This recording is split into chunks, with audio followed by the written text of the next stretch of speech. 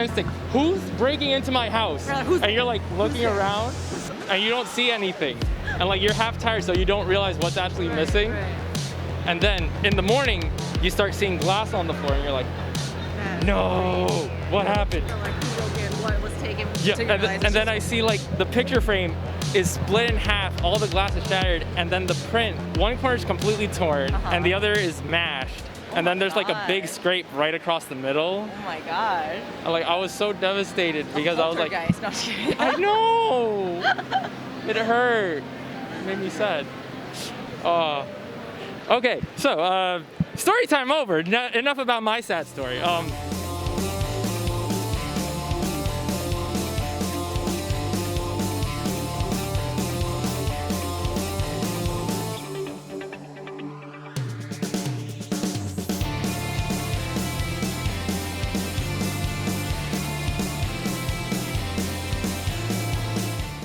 We're here at AnimeNYC with LucidSky.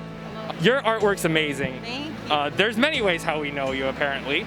I know you because of the BB Sama shirt that you did and that artwork. Ralph apparently knows you from Final Fantasy artwork. What all do you do? I just draw what I like. Typically, I mean, whenever I think about art, it's just like our expression, right? As artists, we just draw the things that we feel, that we see, that we like.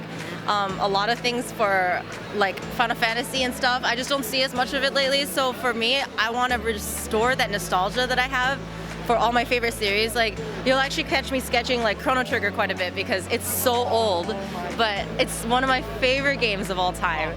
And yeah, and especially because Toriyama did all the character designs too, so they're really unique, they're very distinct. Like, I love Frog as a character and his theme, so like a lot of music inspires my artwork too.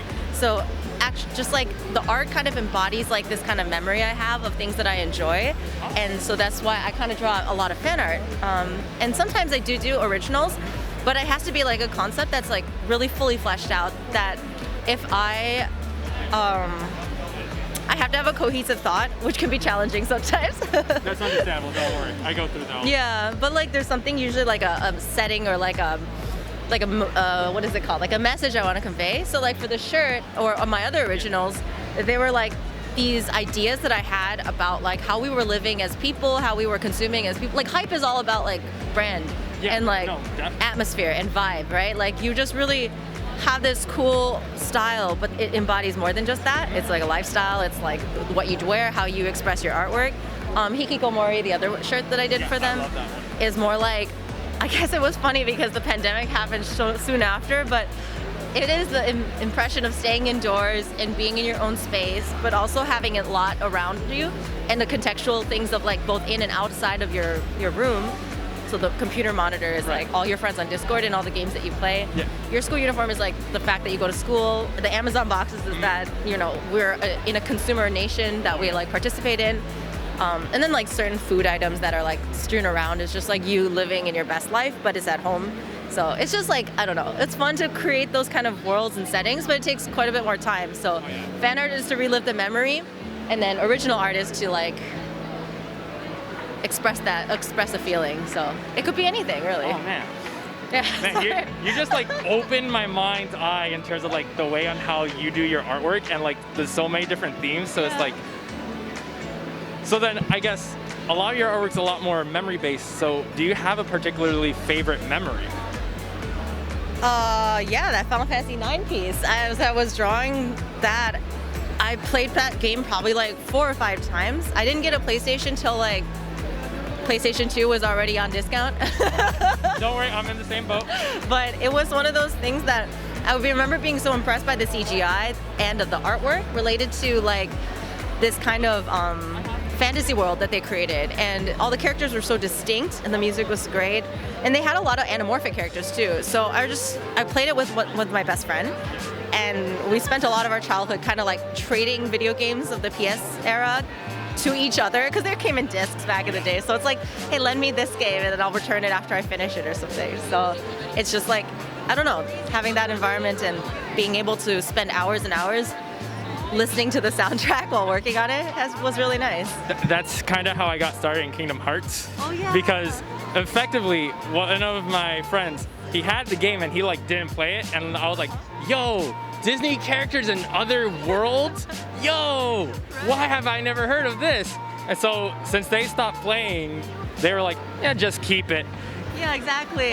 That's really, really nice of friends. Like sometimes when you have a completed game, it's like you just pay it forward and like gift it to a friend.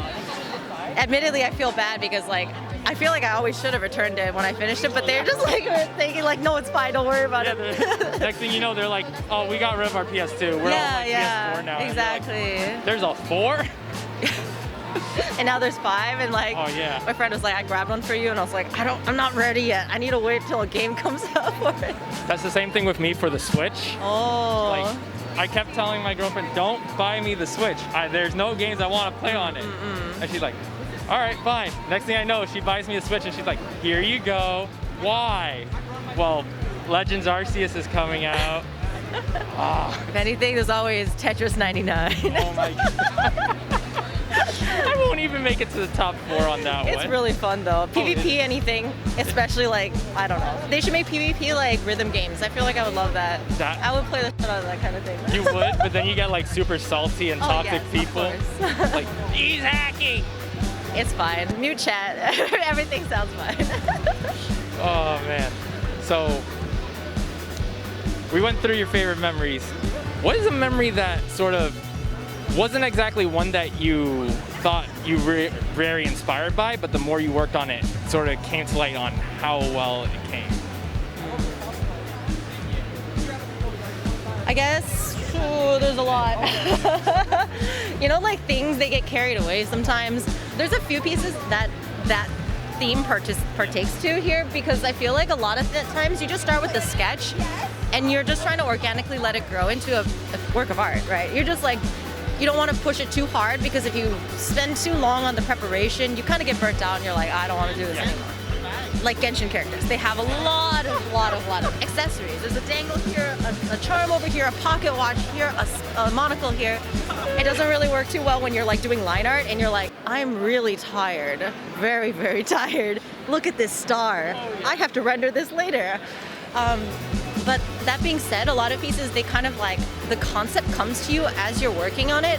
And one of the things is like, as Spy X Family was being animated, I was very, very happy to see all the characters, their voice acting. Yor is a great character. She's so cute in the anime.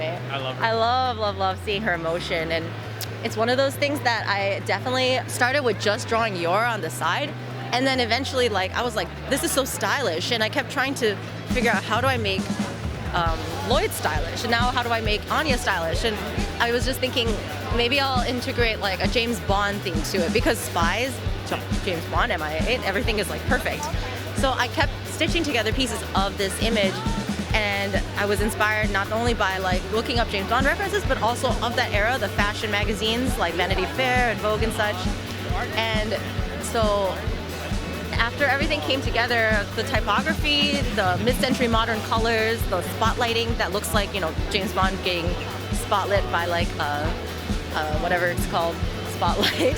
The sort of vignetting. Yeah. It just kind of like came together like a rolling ball of ideas that just gathered more momentum as it kept going. So, oh man. Yeah. For people who aren't able to physically be here, checking out your amazing artwork, I mean, it's absolutely incredible. You guys really need to go see it.